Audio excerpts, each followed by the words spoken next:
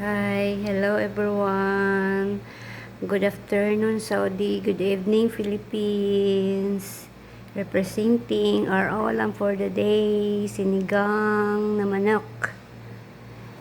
Nahuli namin si manok, kaya gagawin namin siyang sinigang. Para-paraan lang. Yarn sa tiyang kumakalam.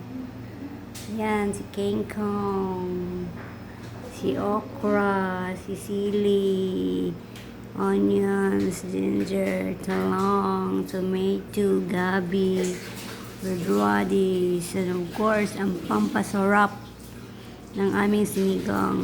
Ayan. Sarap.